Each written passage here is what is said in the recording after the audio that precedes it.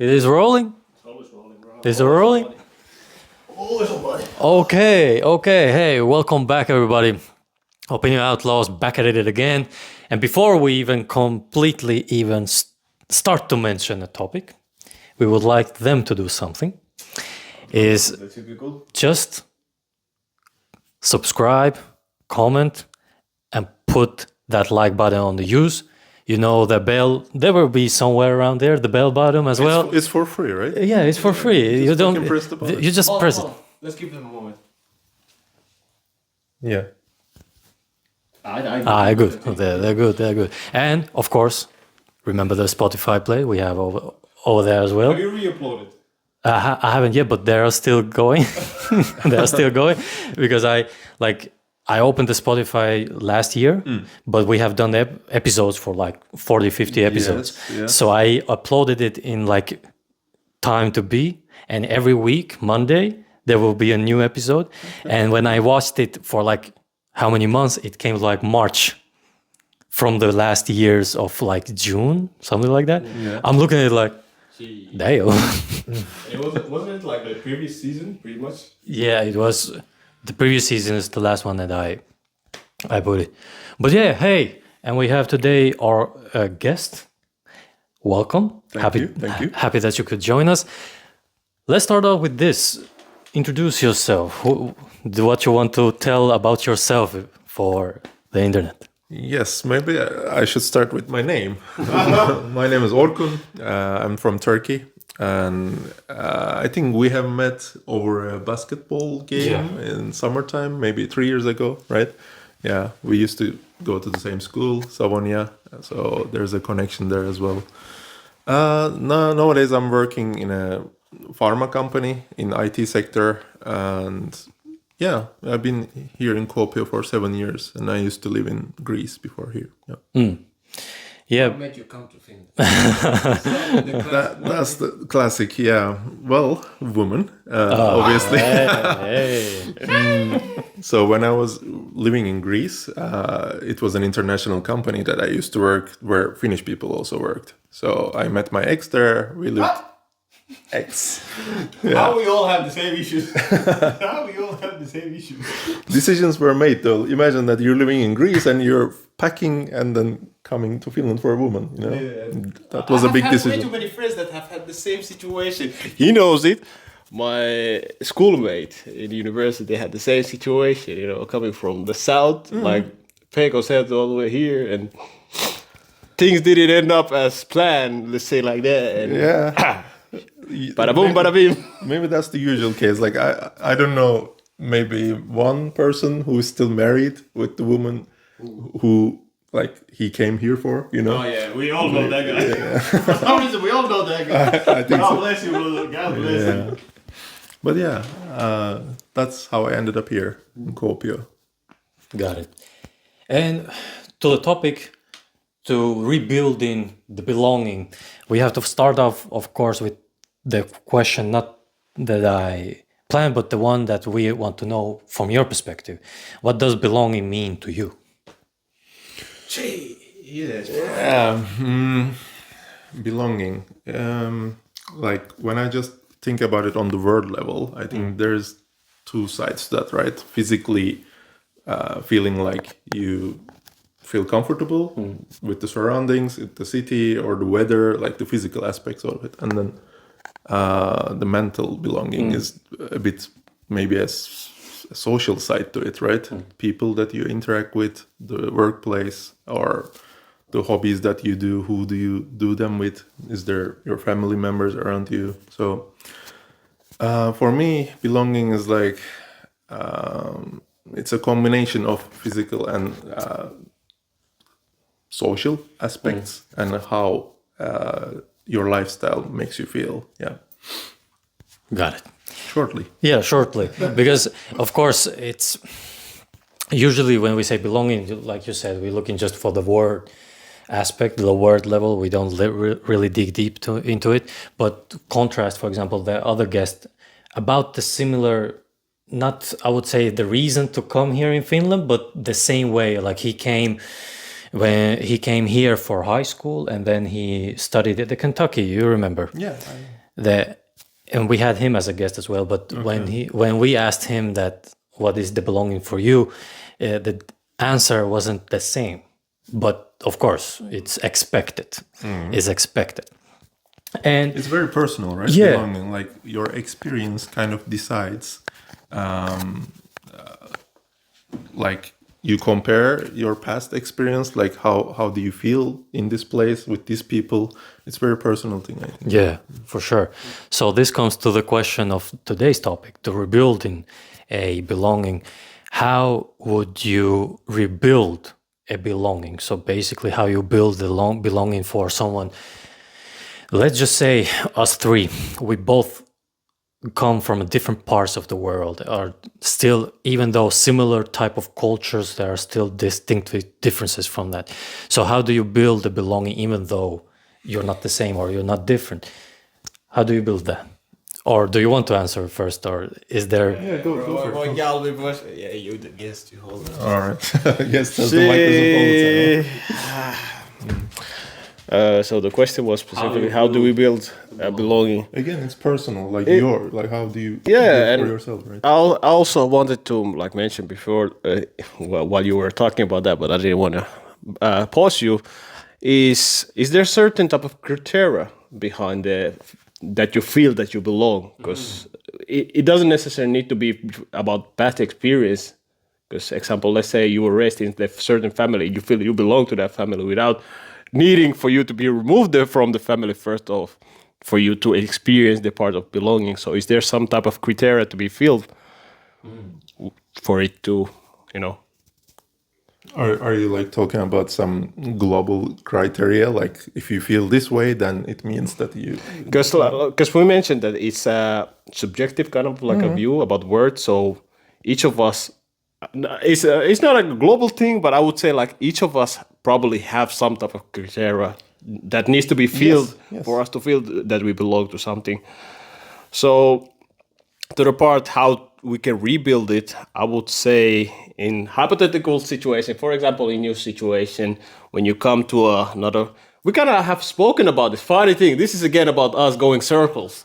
When you, in your situation, when you travel to a new country for the lady, but also for new experiences, in a sense, in order for you to feel that you belong, of course, you want to feel some type of sense that something that is similar to what you have experienced, or meet something that is familiar to you, if I can guess. Yeah. Because at least in my situation, as a darkly melanated friend, a lot of cases when we come in a place that we feel like we're alien, because a lot of like countries that are... That's the word, right? Alien. Alien, yeah, you feel like alien. In order for you to feel like you belong, you first of all search for something that is familiar to you. So you start, for example, for the skin tone, you start looking around, because in my situation, no, this is an honest fact. You first of all start looking for skin tones, even though this might sound wrong, but let's be honest, we start searching for something that is similar to us. But that's naturally, right? Yeah. You're not like, is there black guys that I can connect with? But more like naturally. It's more natural. Closer to them, yeah. Yeah, that I feel more closer. But also, of course, there might be some other things hidden behind that. But that's the typical reaction, like natural type of reaction, that we search something that is similar. Kind of like when we went to Helsinki, and you were like, I know that's Albania. I know that's Albania. That's because you're kind of like automatically looking at them like they're familiar to you. So you're like Albania, Albania, Albania, Albania. And same with us probably, that you're like, I know this Turkish just by looking at that's Turkish right there. Usually, yeah. So that's one.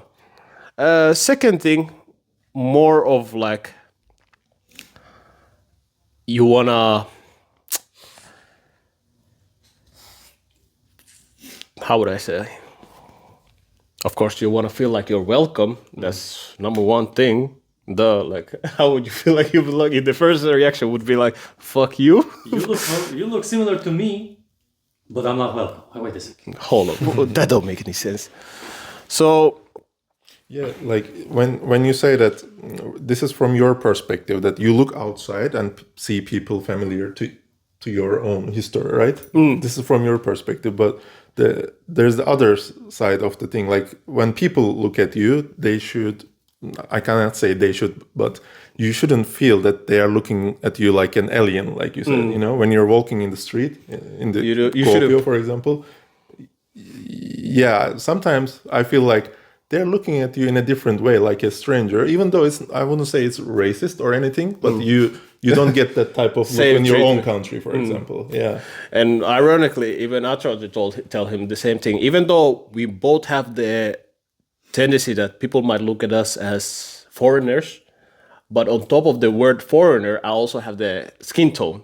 So I have like extra thing that double layer that I have to be cautious about. So it kind of has reprogrammed my mindset of how I look. The example, like I said, when I go to situation where I notice that I'm predominantly the minority, I start looking around. Of course, I get like don't get me wrong. I get along with everybody pretty much. Like as long as you're cool with me, I'm cool with you. I told him I even get like along with quote unquote racist as well. We be hanging out, we chapping shit, throwing hands and all that. But because of that type of experience, the first reaction or the typical reaction is for me to like look at, okay, I see black, okay, so the place ain't that bad, I guess, because there's more of my type of people here. So yeah, because I would be worried if I'm the only black guy. Hold up, something ain't right about this. Diamond. Not to take it as a racist, but I'm just saying, based on the experiences. And the second thing, of course, that you try to look for in order for you to feel like you belong is, for example, hobbies. That's the most simplest thing. Like you mentioned a second ago, that first time y'all met was when y'all played basketball. That's one way of y'all start feeling like you belong, but you go once, you're like, oh, this guy is cool, and he enjoys the basketball. I enjoy basketball. Let me get the contact. Yeah. Then you go play again. Oh shit, this is nice. Now I'm getting to know the other guy at the same time as we're doing what we enjoy. The social side. The social. Of belonging, yeah. And you mentioned that you're a social being, right? You're a very social being. So you most definitely know we are more than Finnish people, I would say. I am. Ironically, I tried to explain to him, like, when I go abroad, bro, I'm chilling, bro. I enjoy like the pub when there's like a lot of people. I'm the type of person, if I don't go out, if I'm not being called outside, like he tells me like, hey boy, let's go outside, let's hang out, so on so. I enjoy my time. I enjoy being in my solitude. But once I get out, bro, we hey yo, hey you living good? Hey, what's good, my boy? You good? Yeah, we good too. Like I'm very social in that situation. I'm kind of like a bounce between like end to end, Yeah. You don't get irritated around people like this. Yeah. In Finland, I do. Oh, you do? I do, ironically. Like every time I go to Helsinki, I even told him like for some reason it's too crowded. Like not that, because I went to Italy. I went to London. Like they're a metropolis, qualified as a metropolis. London is qualified as a metropolis. There's a lot of people, but I wasn't irritated there. But for some reason, when I go to Helsinki, I'm very irritated there. I don't know why. Maybe you're becoming more and more local then. No, but I've actually talked with an older Finnish woman, and she kind of explained it in a sense, like the culture also here is kind of like, especially in Helsinki, it's kind of like mixed off. It does not have identity in a sense. Yeah, very international. It's kind of mixed, and a lot of people trying to do a lot of random things at the same time. And for me, who has been raised in up north, in a sense, I'm more like, let's say, let's be respectful, let's do this. Like, you open the door, you say thank you and all that. You go down there, that shit out the window immediately. That shit out the window immediately. It's hectic, much more hectic. Yeah, it's much more hectic. Everybody in a hurry to get from place A to place B without thinking about anybody else around them. That's why I said like you're maybe living here for a long time and you're becoming more and more local. Yeah, because for me, like I like hectic. Like my prime is in hectic environments. When I go to Helsinki and like you get out of that train station and you see people going left and right, like I feel like, oh, this feels like this is more like home. Yeah. But example, I bet in Turkey, like I know I was raised in Masr, Egypt, so it's very. But when you go outside, of course, somebody sees you, they greet you, like they look at your eyes, they be like, I see shit. They greet you, like you feel, even though it's hectic place, but you feel like it's very, how would I say, friendly and socially active at the same time. Which probably the reason why when I go to Helsinki, I feel irritated, because in London and Rome, Italy or Roma, the people are very like socially active. Like if they look at you, they see your eyes, they greet you, smile, and all. They have their facial expressions. So I'm like, yeah, because kind of like a Arabic background, because my country is kind of mixed with Arab, so we have that social norms as well. So yeah, that could be my explanation to that. Why like might not necessarily be that I'm localized, because I actually talked about this with our homeboy Simo. Simo? Yeah, and he ironically admitted that he started to become very localized now. Really? Like we know him, he's very social. He's bro. We went outside with him. Somebody just say hi. I look at the person. I'm like, who the hell? He's like, oh yeah, I met this guy one time here and there. He knows everyone. Yeah. That's that. And like he's very social, but he understands nowadays what I mean before, because he was also like thinking that I'm very localized. But now he understands what I mean by that. That he enjoys his own peace in a sense, because you feel like you get that certain type of peace, especially if you were raised around area not Helsinki, everything above Helsinki. Basically, you have that certain of solitude and peace. But yeah, that would be my at least two ones that I would mention right now. Like you look for familiarity and hobbies, for example. So how would you say in your situation, what have been the things that have like brought you the feeling of you belong, or build up at least that feeling? If not necessarily you have felt like you belong, but has built that feeling little by little. Yeah, if you're talking about Finland, I think it's been quite rare, maybe momentary times that I felt like home, especially in Kuopio. But like I said, when I travel to Helsinki, nothing special needs to happen actually. It's just the way people move and the lifestyle. Every city, I think, has a lifestyle built into it, and it reminds me more. I'm not going to say that Helsinki is the place to be for me, but it reminds me more of home, Izmir and Athens. Maybe the feeling that I'm not special, I'm just one of the people living in the city and going on my way. It makes me feel more like I belong there. Yeah. So not like an outsider. Yeah, because in the smaller cities, you tend to stand out pretty easily. If anything, your features, your skin tone, or anything looks different, you stand out immediately like a red bulb. Yep. And then, like you said, there's the community part of it. So through the hobbies, if you have a group of people that you hang out with regularly, that might create the belonging feeling, know. Like right now, I'm on the edge of deciding, like moving away from Kuopio. Right decision. Right decision. Yeah. But if I had things that, like I felt like I belong here, that would make it hard to move out of Kuopio. So I look back and, the gym community, maybe like the people that I know there. I used to play football, the teammates from there, but there's no real like passionate friendship that I would miss when I move out of Kuopio. So long, motherfuckers. So long. So strong friendship maybe creates belonging. I think you can build belonging feeling through strong friendships also. Anything you want to add up on that? Yeah, I'm thinking. I'm just random thoughts coming up. Yeah. We can help you. You be smiling constantly around here. You're like, oh, I ain't gonna do shit. You need to answer the same shit, bro. You need to answer the same shit. You can't be just chilling out there. So I can answer because I have to put the backstory behind it, that I may be not the best one to talk about this because I don't have that feeling. I don't remember that I had the feeling of I belong here. So if you ask me that how to build a belonging, I'm not maybe the best one to answer that. But from the perspective of somebody else who has, for example, lived, so Finnish people who has lived in Finland for their whole life, how they build a belonging. Well, the first thing is the language. I believe is the language is usually the first stepping stone when it comes to belonging somewhere. And then the cultural aspect. For example, how do you conduct if you meet someone in Finland nowadays is not that it's not that not that crazy, but back in the days it was very interesting, for example, to shake somebody's hand. You know, our cultures, they are very much that you have to shake everyone's hands.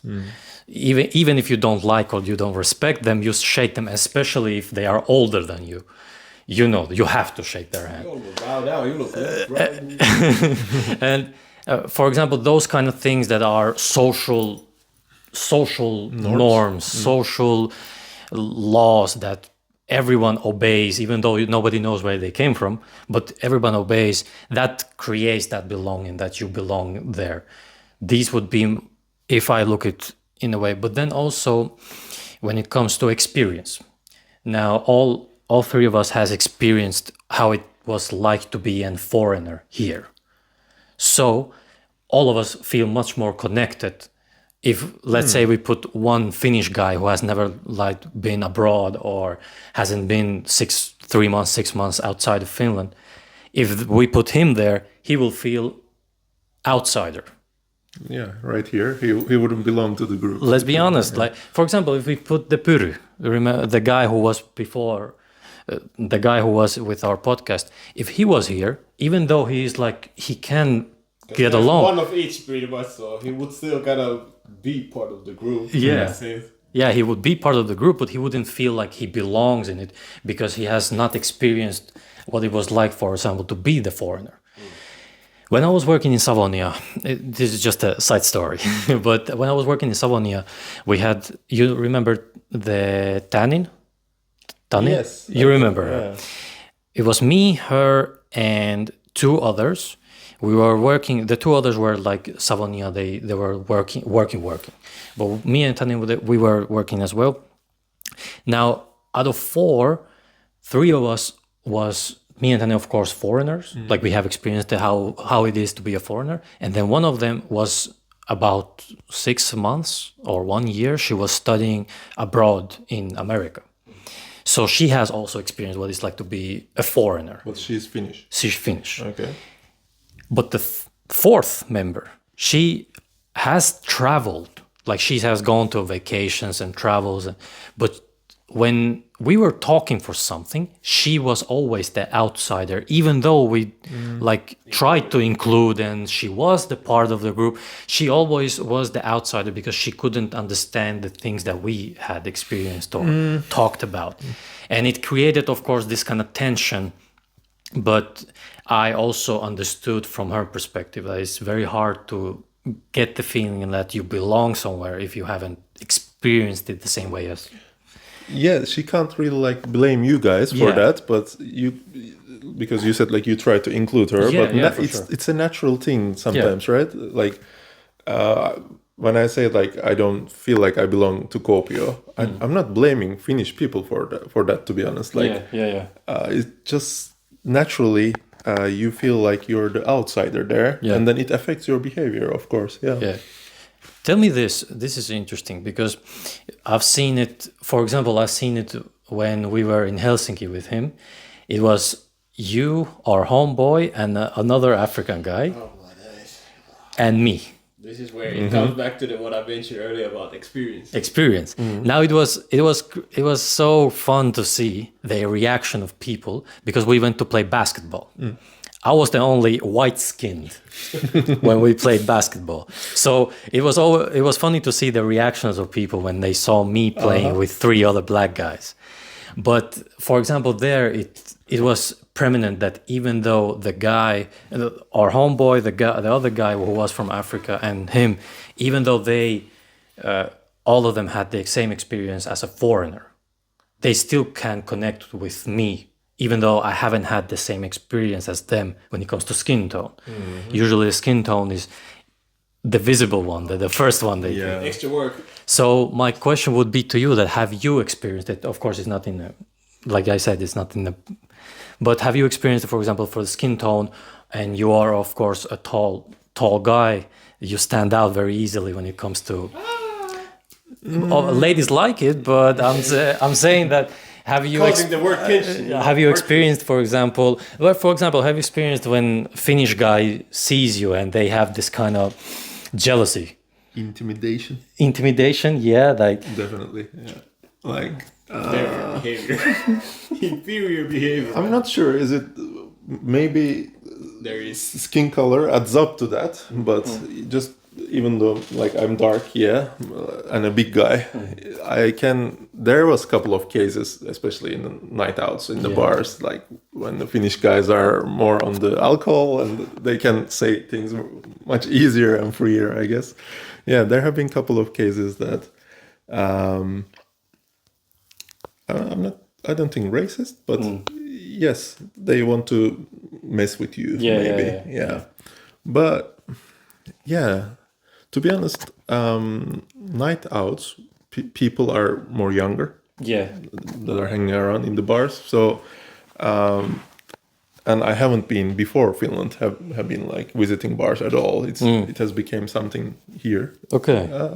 And I thought that it's a way to actually feel belonging to this place because it's a Finnish thing to go like in the weekends, drink and go out. If I can correct you, it's a Western thing. Yes, more Western. Yeah. More Western thing. Like you mentioned that from Izmir and Athens, I believe there it's much more traditional when it comes to bars. Yeah, we have better nightlife. I have to say. Yeah.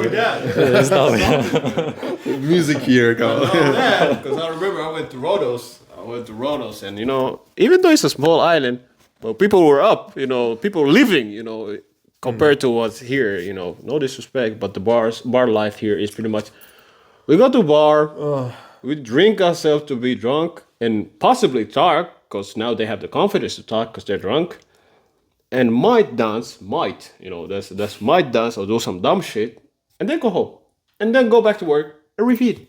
But that's the Finnish nightlife. Like you go out to get wasted and then have fun. Like my experience in Athens and Turkey, well, there's that kind of crazy nightlife too. But when you go to a bar, you can have one or two drinks and still have normal conversation, and it's still fun. Here you need to get wasted to have fun. That's the worst part. Like it goes over. Like I understand that too as well. If it's about like social drinking in a sense of actually you socializing properly. But why it's not here? Like there's people like going for after work in summertime, especially, right?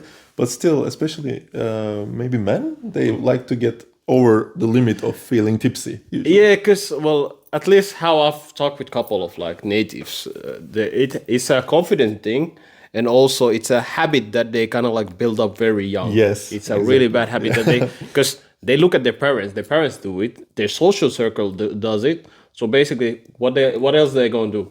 Hop on the train. And then later on, they'll be like, why the hell am I doing this? And then the next generation comes and they basically continue the cycle, and the cycle just circles. And one big thing I could say playing behind of it is how people here like are socially. If you have noticed in public place, nobody really talks with strangers. They do not social with strangers randomly, like without proper reason. For example, sober. Yeah, especially sober. So you can imagine what kind of tension that creates up, because you see somebody stranger, they look at you, you look immediately away. So you need something in order to break up the barrier, and drinking kind of has been the thing that breaks that barrier. Of so course, yeah. You can't just tell a Finnish person, hey, go talk to this stranger female right now and you're sober. Hell no. Oh, hell no, bro. I ain't get paid enough for that shit. But yeah, sorry, the topic. No, it spread goes it like out. this. Yeah. No, actually, I wanted to mention to what you said earlier, because he started putting the list of, you need language and things to feel like belonging. Actually, I want to argue that, because you know why? This might be off topic a little bit, but in internet at least, people create that word of belonging without even knowing the same language, in a sense of, y'all know man of culture. The word, just the word when somebody puts under a video like, man, when they see a fine female or, fine female in a video, but the intention ain't about the fine female. But you see one person commenting, man of culture. Mm-hmm. Everybody commenting underneath. No words had to be said, and we all understood. That one part is demonstration of how people kind of like feel like they belong into that group of, understanding without necessarily knowing the language. Like, somebody might be saying something in Chinese, throwing tables. People say 0 word understood, 0 word said, 100% understood. That's one demonstration. People feel like they belong to the subject or understand the other person's, life event without needing to understand what the hell they were saying. But they're like, I feel you. I know what you're going through. Yeah, for sure. Like we have like, if you think that you have like unique experience, most of the people have had some type of way, similar experiences. Well, for example, that you said that somebody just cusses somebody out. Let's just say, have you worked for customer service? Yes, I did. You have. Yeah. You know, there are sometimes some customers that if the law allows it, you might throw a punch or two. Every one of us has experienced it. Like you meet a customer and you say, man, I wish I would punch you. It's the universal experience of anyone who has worked for customer service. They can be from China, they can be from Australia, they can be from Brazil, it doesn't matter where they are. They can be from a small village of Bangladesh. You ask them, have you worked customer service? Yes. Have you felt ever to face punch somebody in the face? Yes. Like that, yeah, for sure. That's a good argument. For my argument was more like if you are with the people like physically here, I'm not saying that it's not possible to feel belonging with somebody if they don't speak the language, because also, of course, the vibe, it talks much more than just words, but to actually feel belonging, usually it is. Yeah, I would kind of rephrase that. Yeah. It's more of an understanding rather than belonging. So we kind of understand each other in a sense, but not necessarily belong. So yeah, I would refer to, but there has been incidents where like people actually do not understand each other at all, but they still feel like they don't understand at all, but they still feel that type of belonging because of the etc. That they have similar type of hobby, they feel welcome, for example, or noticed in a sense, like, I might throw hand size at you, like, the hell you doing? But you are doing gang size, don't worry. Start doing hand size. But the other one kind of like reciprocate and understands what you intend without you necessarily needing to say it. Yeah. And that way they might feel it. But of course, that's, I would say, exceptions in a sense. But sure. It's a tool to make the connection easier, right? If you speak the language, it's just makes the conversation maybe easier to if you're meeting someone new, especially. Yeah. For example, we both have, especially him, has great examples of because we both speak fluent Finnish, like actually fluent Finnish. Yeah. Finnish people meet him for the first time, and he starts to speak fluent Finnish, and they look at you like, surprised. Surprised. And I can give an example on the other side. Like when I meet someone new, if I start the conversation in Finnish, usually the reaction, like if it's a random person, is much more positive than if it's in English. If I'm speaking in English as the first word, So even though Finnish people are like good at English, that breaks the social barrier. Like if you're speaking the same language, they are maybe naturally accepting you. He's like. There's no thought process of like considering you as an outsider because your first words are in Finnish with them. They respect you more. It is, I've at least noticed as a foreigner, especially when I speak, because I told him, my ex-work colleague, I was working with him at the same time because I went to Helsinki's office, so I was working at the same place at the same time. And I started speaking with this one customer because I know how to put also accents in, like depending on where the area, Really? Because I know, because I've spoken this language so long, though, so I kind of like know accents between. So I spoke Finnish so fluently. This guy looked at me for a moment, looked at my skin tone, looked at me again, because he's also kind of like a dark tone friend. He looked at me, looked at the skin. He said, "Bro, man, what the fuck, bro? You good? Like." You sound more Finnish than Finnish right now. This ain't healthy, bro. Like you good? You sound more Finnish than Finnish, and they like it though, right? They like it. Like they respect, and a lot of them, like example, customer recognize from my accent. Like, are you by the way from this area? I'm like, yeah. Oh yeah, y'all good people. Y'all good people. But what was your name again? Then I mentioned, holla. What's your name? I mentioned. Well, shit, bro. Yeah. I get ups to you, my boy. And the same situation happened when we were in Italy with my other friend who's half Finnish, half Tanzanian. We were in the bus, We went to Roma, hang around, all that. Then we decided to go back to hotel. We were sitting in the bus. We were chatting shit, talking back and forth. Then this one older female comes in the bus first, kind of, how people are kind of like nonchalant, not necessarily mad, but their expression is very like, whatever. She sat in front of my friend because we were in a bus when the back seats kind of goes up a little bit up. So we were in the edge and the female was a little bit below us in the front. She first didn't hear probably what we were speaking, but we were speaking in Finnish. We were speaking English. We were speaking in Finnish. She was minding her business, but then she probably heard one of the sentences that we said, and she was like, turn around a little bit. That's how people feel like they belong when they know their language. She turned around. She's like, holla, holla, holla, holla. Yeah, I'm speaking Finnish. That's how I know Finns be out there. You don't just recognize it immediately. She's like, yeah, from Finland too? I was like, yeah, you from Finland? Yeah, I'm from Sweden. Okay, or some shit like that. I'm like, hold on, wait, what? Then we should start. Then immediately once she understood that we speak the same language, she started open up. We all of a sudden started, we started knowing about her backstory, that she constantly travels, like Italy. There's like a lot of Finnish people. We started knowing that we didn't necessarily ask, but because she felt very open to us based on the knowledge of language. Yeah, that's what he meant also with the language, I think. Yeah. She started more natural. Yeah. Put the stories. All of a sudden, I know where she came from, her backstories, blah blah blah. I'm like, shit, bro. Just because we were speaking Finnish, for sure. And she felt like, oh, this is comfortable because they know my language and so on and so on. And that's the small build up. Let's say like that. Could you guys give me a rundown in your cultures or in your countries how this language thing comes about?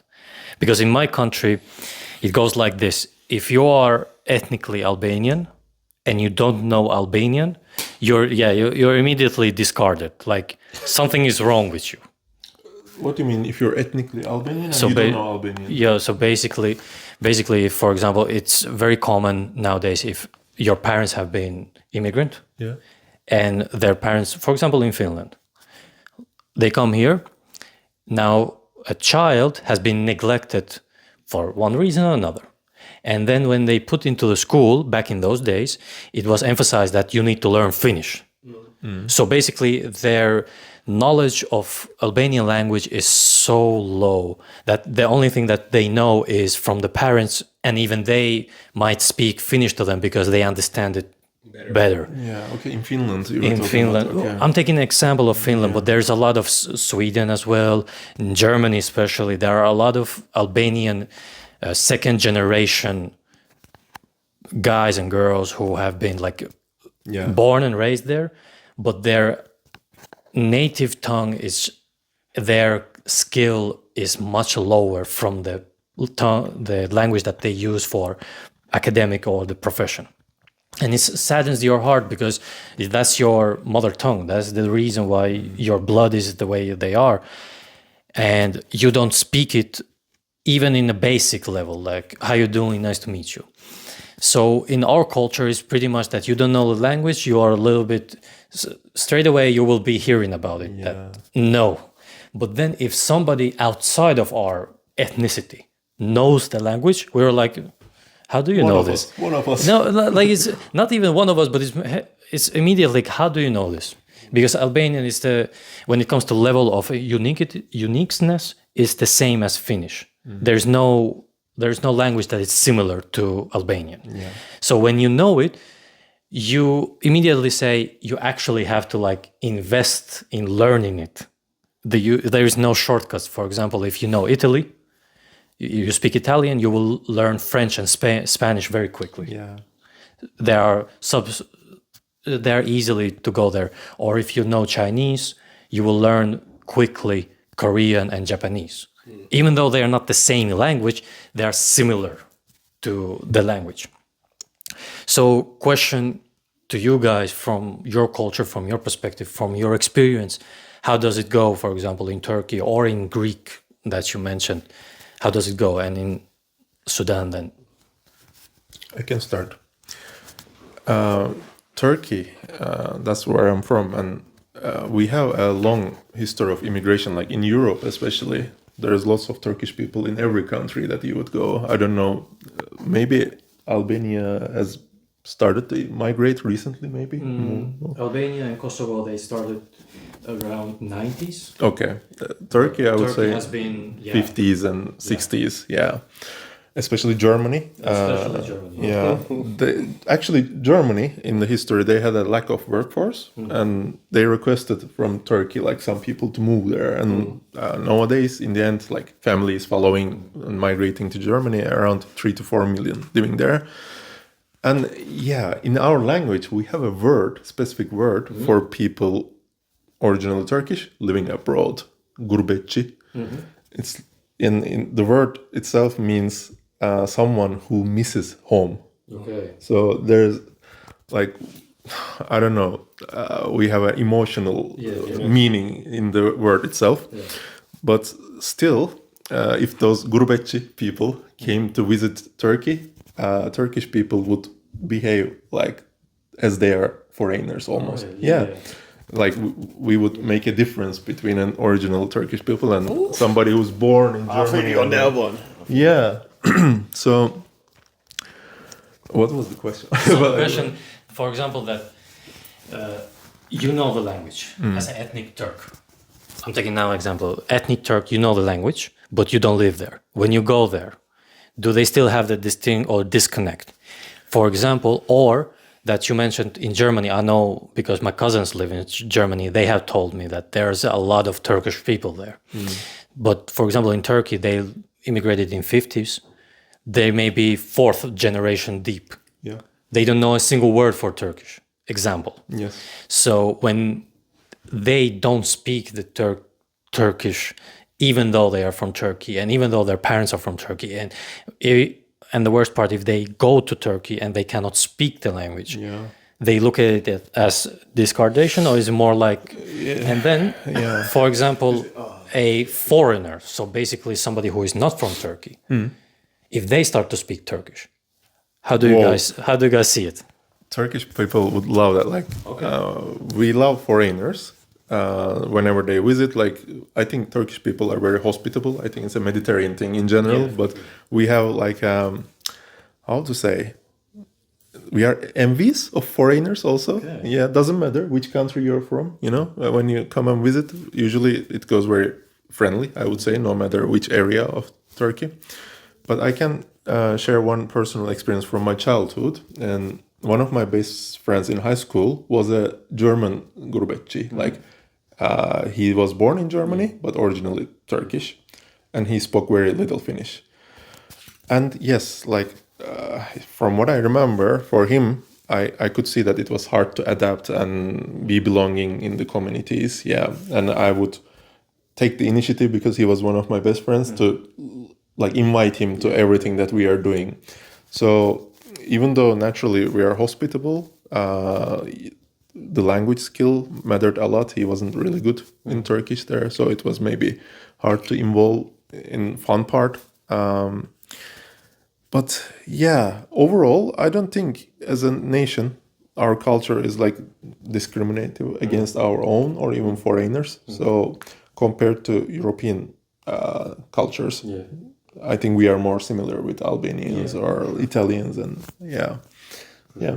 About, I'm sorry to withhold you the other. No. Just the question about, because you said also in Greek, how is there this language thing? For example, I lived there 5 years, and I haven't learned Greek there because the work that I did was in Turkish and the environment was in English, but we are so similar with Greek people. Turkish and Greek people are basically the same, just on the other side of the sea, you know. So never felt like a foreigner there. That's the thing. The vibe of the city, the way people look at you. And of course, I look like Greek also, so they didn't even maybe recognize.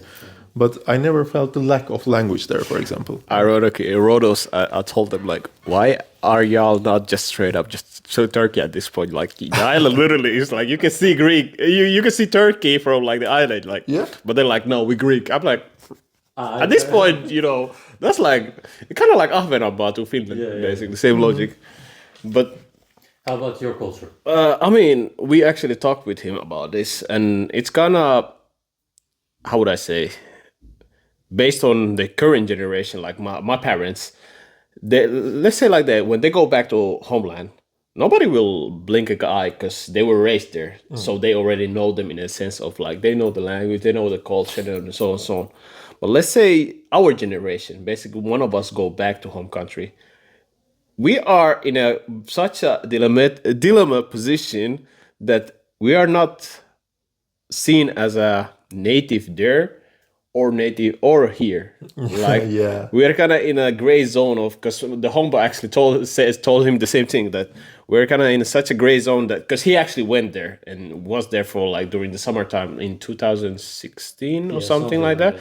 So he went there. Of course, nobody will treat you in a disrespect of like, oh, blah blah blah, like you, but you will feel that they see you as not from here. In a sense, like you're European. You don't belong there. Yeah, you don't belong here. Yeah, you're European. They will call you like you're European, kind of like in a sense. You come here, they're like, nah, you're African, bro, and you kind of like have to bounce around. So actually, a good topic about the belonging, because in our situation, like the we would call second generation foreigners. Are we second generation? Yeah, we're kind of like, we don't belong anywhere in a sense. Yeah, we don't belong anywhere. Hey, this reminded me, like 2 years ago when I was visiting Turkey, I felt that this doesn't feel like home anymore. Yeah. Because it has been like 6 years previously that I visited Turkey, so there was a 6 years gap, and I was like, okay, this doesn't feel like home. That's a topic that I want to talk about actually. Like the feeling of home, I think, defines the belonging for me. Do you feel like home? Then it means that you belong there actually, physically and socially. And I think us foreigners who are like drifted away from home, I'm going to say, especially if you have, like for my experience, I've been in a couple of countries, so the feeling of home is like gone from me basically. No matter where I go, it feels like I'm a world person more You're than a nomad, basically. yeah, nomad. Yes, Nomad, exactly. And I don't know if I can build that back.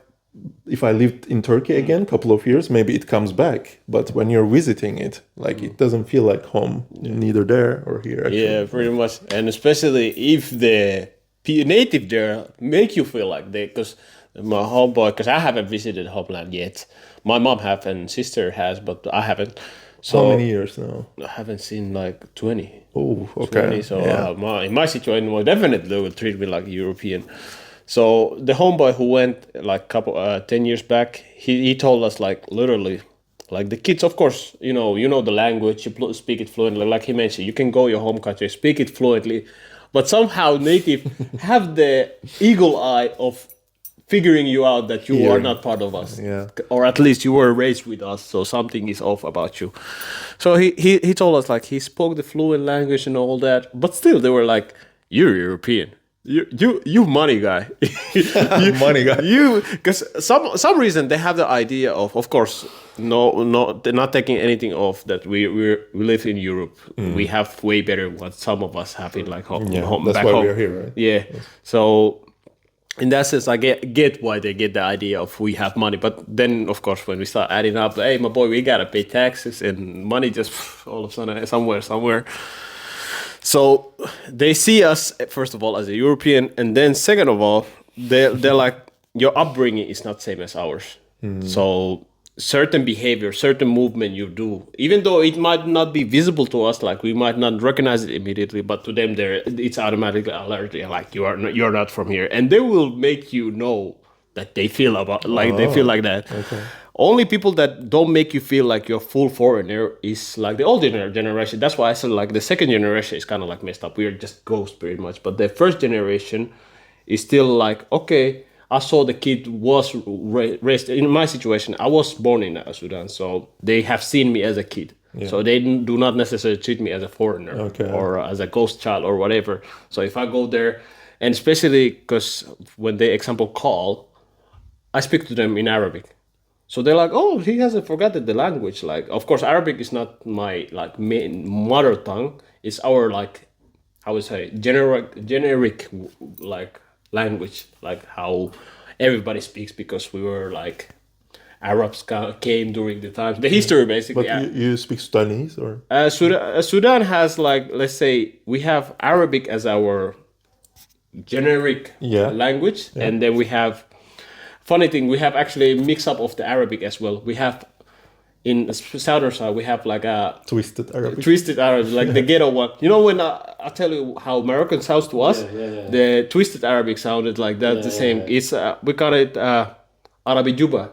Okay. for a reason, because it sounds very. They do not use the. It's kind of like Finnish in Arabic format. Like they do not care about like formalities or feminine, masculine word. They just say things, and it just sounds like ghetto. It's very ghetto, but it's a language literally. And then we have like tribal language, which is actually our like mother language. Like we have different tribals. Actually, he knows one guy who lives in. You know Mayan. Oh yeah, Maya. Yeah. He speaks mother language. He has his own tribal language that he knows how to speak. Do you? No, I don't, because here comes off the disconnect as well. Imagine your parents; they haven't been taught the language, or they might know slightly from here and there, but they do not know the full language in a sense of like teaching it. So you can imagine what happens to the second generation. Yeah, they do not know it at all. At all. So that kind of has happened between me. Like my mother understands certain sentences, but unable to teach it to me. So it kind of has gone that the only language that I learned was Arabic in that sense. And nowadays, of course, the primal language that is stronger is, of course, Finnish. Because it's the thing that I constantly use in work, talk to everybody and so on. So, and of course, the second one would be English. Of course, my wording might be not the most fluent, but of course I understand it. It's more natural. So that's the two. So yeah, when we go back, they will let us know that we go back. We come here, they will let us know you black, bro. You black, bro. You don't belong here. So we're in a little crisscross situation in our part. So we have actually talked with the homeboy or the guy who lives in Helsinki that in our situation we kind of feel like we have to start a whole new lineage in a sense, that we can really go back with the idea of we go back, we're just one of the party and all that, because we don't belong there. And they have make it clear. Huh? They make it clear, like completely different. With the Turkish culture. Like not even like not in a disrespectful. No, but in a sense of like, you wasn't here. Like they make it feel like it's on you that Is you there were. envy in that also? You're living in Europe. There is envy. I won't take it. Like I have seen that envy even in my people who are around my parents' age. There is that slight envy because constantly money this, money that. They think like we grow money in the tree. Yeah, I know. That's the worst part. That they think that we have better life situation, but they think the money just poof. And why are we helping everybody all of a sudden? But like in a sense, of course, they will make it known that you are foreign, the youth. Not the older people. Older people don't necessarily say outwardly like, "Oh, you kid of Europe" or some shit like that. But the younger ones, like our age group, will make you feel like that. Okay. But it's not of a sense of straight disrespect, like he tried to say. It's more of a like just reminder to you, constant reminder that you might look like me, you might speak like me, but you ain't us. Let's just let you know like that. I get it. Yeah. For sure. But what he mentioned, what you said about feeling home. You said that even though now, because to you it's an interesting situation because you told yourself that you have been born and raised in Turkey, right? Yeah. But you still, now that time has passed for quite a while, now when you come back, you don't feel that home. It's an interesting distinction because me and you, we have that. We have been from the child. Well, you're a child. I was born here, and we have still lived in two cultures. Do you feel home here? No, I don't feel home here or there. Neither. He's in the ghost section. I have this because that's why I said when you ask me about feeling a belonging, I'm not the best guy to answer because I don't know. Yeah. But it comes back to what I mentioned earlier about the belonging might not necessarily, because in our situation we might not feel belonging towards like the home country or the home motherland, quote unquote, because of our situation of they see us like not native there or not native here. But then we can also feel belonging in other formats, as for example, let's say we hang out right now. Yeah. You might feel belonging right here. That's why I mentioned earlier that we spoke like we create our belonging nowadays pretty much because we don't belong there or we don't belong here. So we gotta basically create it as a new, pretty much in a sense. For sure. In your words, we have to create our own country, right? Yes. Only second generation immigrants. Hey, you gotta do something. Yeah. You gotta do something. But the reason why I'm asking is because the distinction is interesting to me. And the reason it is interesting because you have been, in my calculation, something like 20-something years in Turkey? Something. Yes, 23. I was 23, 24 when I left. Yeah. So, you have spent the childhood and the adulthood Yeah, there. imagine. But still, after that time, when you go back, you don't feel home. Yes. So, to my question to you is that what are the things that make you feel that way there now, even though there has been such an upbringing there and there are family members and places that and you have been around? What makes you that, okay, this doesn't feel home? Yeah, I always compare it to the feeling when I visit Greece, like why it feels more home in Greece. And to be honest, in my defense, where I grew up, the city, it's different now where my family lives. So whenever I go back to Turkey, it's like a place that I have seen maybe 1 year in my life. So there's that. It's a completely new area and new place. So maybe that's why I don't feel like belonging there. But my family is there. Some people that I know is there. And if I think about it now, yes, when I see like some old friends, even though it's a new place, then I could get a feeling of like, okay, maybe I'm welcome here. It feels like this is where I belong to. But I will jump to Greece, and I think the feeling of belonging comes from like I said, the life that you lived there, the life you created in that specific location, I think. And Greece was my first place where I had to experience like adult life. All right. Yeah, like financially, I was on my own, separated from my family, and I had to start from zero. Like I didn't have any money in my pocket when I moved there, so I had to build from zero to something. And that process, I think, and including the people that you meet during that time, of course, if I did the same, for example, in Finland, instead of Greece, I moved from Turkey to Finland. I think the physical part, like the weather and the places and the amount of sun you get, the kind of feeling that physical stuff creates, I think it is a big matter. I don't think I would feel home even I built the same kind of life in Finland from scratch, which I did after Greece, for example, like after I got separated from my ex, started a new life basically from zero in Kuopio. But even though I built a life here, it still didn't feel like the life that I built in Greece. And so I think personally the reason why I feel Athens was more like a home to me, it was just my adult life started there and the adult freedom. I think it's very connected with when he's coming home, where he's going, he was going outside. Yeah. Well, what was the reason actually that you moved to? It was work, actually. Yeah. After I graduated from university, I immediately moved to Athens. Man, I'm bouncing. Yeah. Fuck this. Yeah. But again, these three places in my life, like I said, Greece feels most home, but still I feel like I don't belong to any of these. And I need to go back and live there a couple of years, I think, to create that connection again with the local culture. For sure.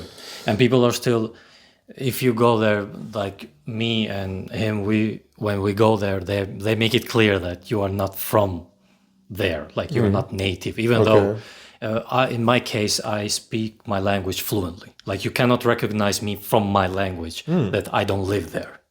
But the mannerisms, for example, not even just the mannerism, but for example, I'm much more polite Oh yeah, that to brings out immediately. immediately like you stand out that because I greet people and I show respect to people, especially if they are in a customer service. I remember a story. We were in a customer service and I make it always clear that I thank them, and I just say thank you. You talk about waiter. A waiter or a cashier, or you can name what, but let's say a waiter. The waiter comes and I ask them, hey, how are you doing? I'm fine, I'm okay, I'm tired, like the usual. And I say, hey, it's a good thing that you work. And then they bring the food and then we eat and all that. And then they bring the bill and then I say them, thank you very much. Every time I say that, I can see from their face, they look at me like, whoa, wait, what? Because they hear it so rarely. So from that point, they can already see that, okay, he's not from here, like immediately. Or the skin tone. Even though I'm not white, like Finnish people are white. He gorilla though. But when I go there, to them, I look more white than them. And what do you think? Like, I always think to myself, like, when I feel like I don't belong here, I cannot blame the Finnish culture for that, right? It's if I'm moving somewhere, it's my responsibility and my job to create that feeling, right? And I always compare it to, like, I imagine a Finnish person moving to Turkey, 100% worse situation than me in Finland, because we don't speak English in Turkey, and in Turkey there's different regions. Like, it really depends on where you go. Even though they would welcome you as a foreigner, you couldn't squeeze into the culture because of the language usually in Turkey. Yeah. So I always compare it, like, how would it be for a Finnish person in Turkey? And then I feel more grateful, like I can be more satisfied with the life here. So how would you compare, like, if imagine a Finnish person born in Albania to how would it be? Yeah, Finnish parents there. Yeah. How would it be for them there? For the Finnish parents, it would be almost impossible to get inside the culture because the difference between the culture is so drastic. There are so many things that are variables when it comes to differences between Finnish culture and our culture. And because of that, the parents have, like you said, because they have to move or immigrate, for them it's almost impossible to be inside the culture. Not that we don't, like, we treat them with hospitality, because we look at it as they are their guests, therefore they are welcomed. That's our culture. But the child, the second generation immigrant, I would say that they can get to in a culture, but it takes so long until they actually get in, because the parents don't know how to. The same way as my parents. They couldn't tell me how Finnish people do the things that they do. And I had to figure that out for myself. But Finnish people wouldn't accept me as a native. I was a foreigner. So basically I had to learn the hard way. So what to do and what to don't. But there, I believe that the third generation, so basically the children of the child, they would get inside the culture, because then they would start to know that, okay, what are the do's and don'ts and what kind of culture and language and all that. But the second generation child, it couldn't be inside the culture the same way as we are, for example. In Finland, huh? Finland. It would be harder. It would be harder. Okay. And like you said, in my country, just the youth now speaks English, and not all, but most of them speak English. Older generation, they don't know English. They haven't had any reason or any chance to learn. So even that, it would be so hard for them to connect. So they would have actually to start from. But in today's age, it's much easier because of the internet. Internet is a big help. Think about my parents, for example, when they came here. It was 90s. the phones were this big. Like I'm talking about the big ones, like the whole blocks. You couldn't carry them anywhere. Did they learn Finnish? But they learned Finnish. Of course, if you live somewhere 30 years, you have to learn. You have to learn. But an example that in there would be easy. Actually, or do you still have? Yeah, go ahead. No, because actually to that, because you mentioned a Finnish person traveled abroad, it goes back to what you mentioned about language. Because I've noticed, I don't know if y'all seen videos in YouTube, for example, somebody who speaks, for example, Chinese, and he's from America, and everybody turned like, hold on, wait, what? And how just the sense that somebody has put an effort to learn your language. They love it, right? Bro, they go crazy on it. They start treating you like a king all of a sudden.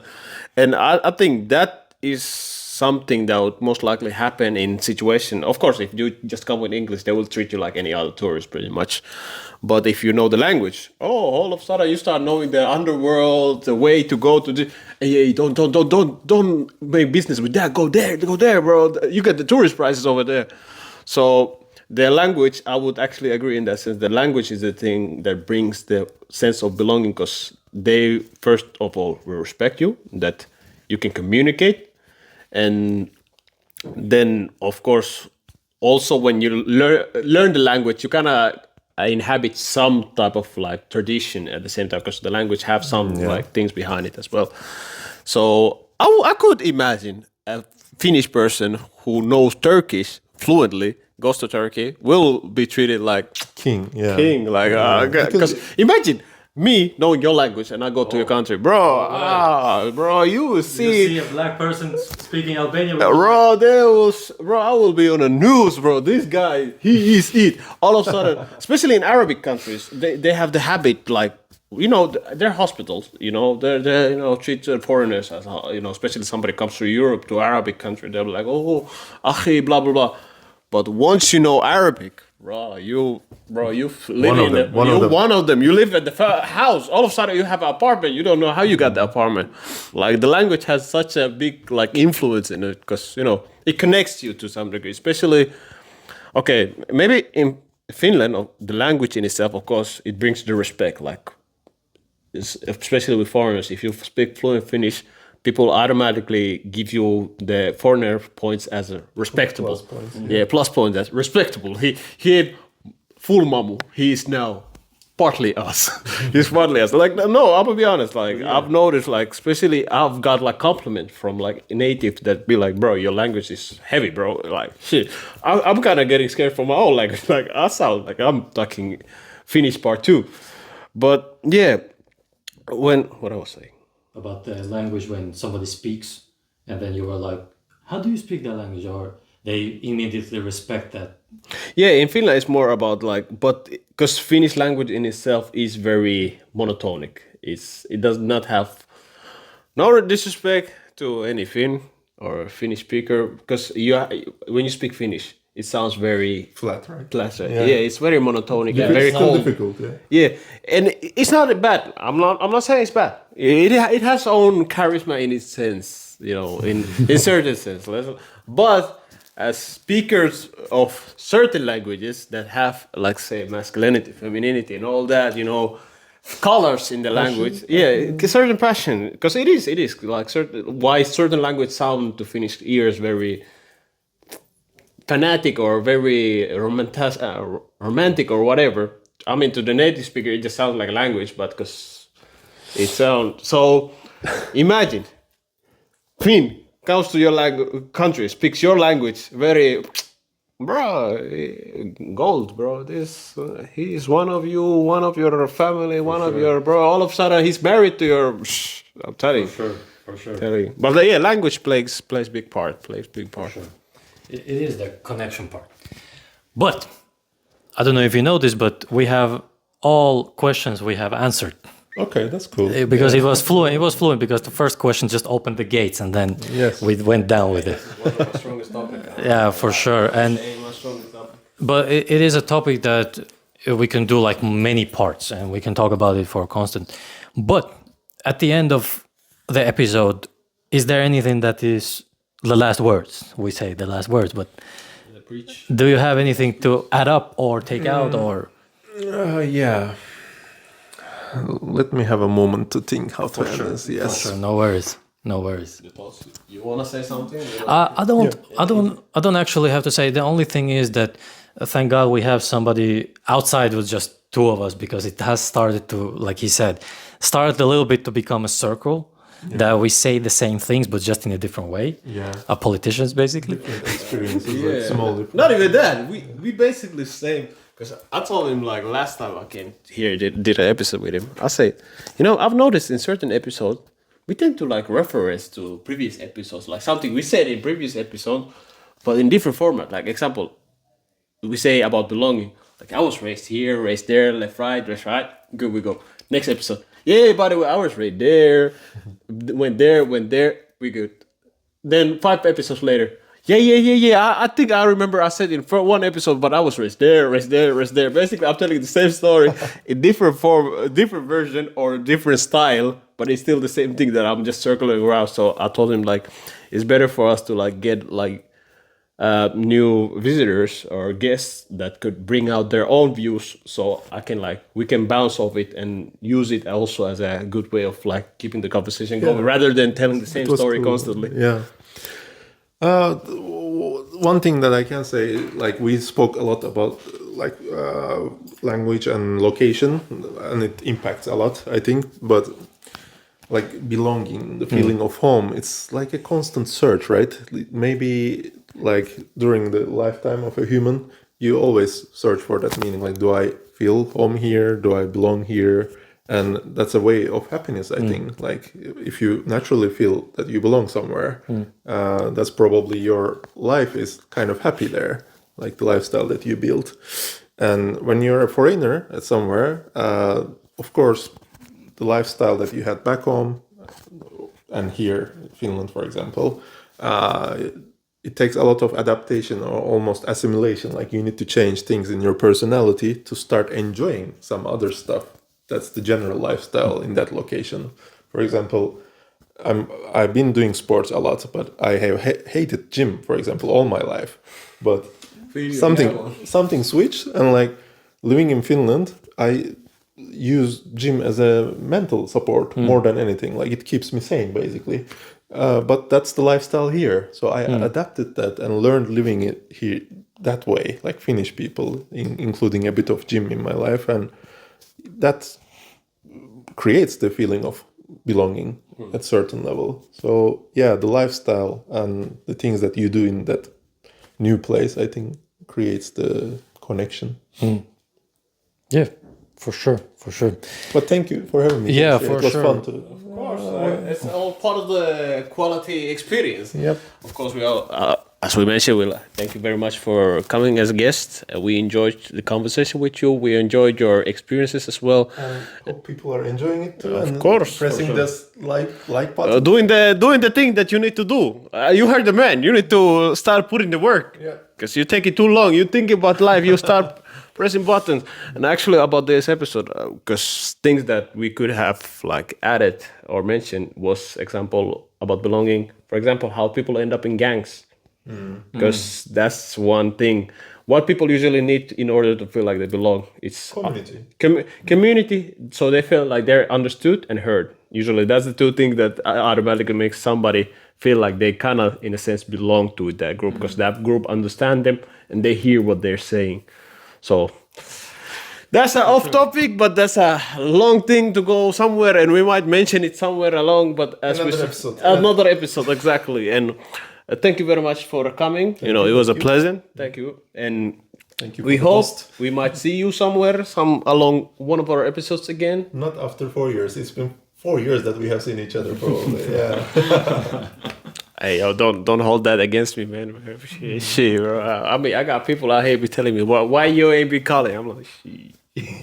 I mean, See, what happened was, I became unemployed. Shit, Okay, but hey, I can come up with ideas that we can talk about too. If you, For sure. Let us know. Sure. If you have anything, let us know. Let us know. We're ready to put a work, you know what I'm saying? So, yeah. Anything else? My black African brother. Shit, I don't actually, man. God damn it. So what we said earlier, remember to do this. I'm gonna put the buttons again down somewhere here. Check somewhere. Press the buttons, like, comment. Always put the comment down below because we want our opinions. We wanna. If somebody wanna beef, put that below. We can beef later on. Hey, we cannot be afraid of haters. For sure. That's true. For sure. Yeah, thank you for watching us. Thank you for listening to us. And with this, God bless. Peace. Peace.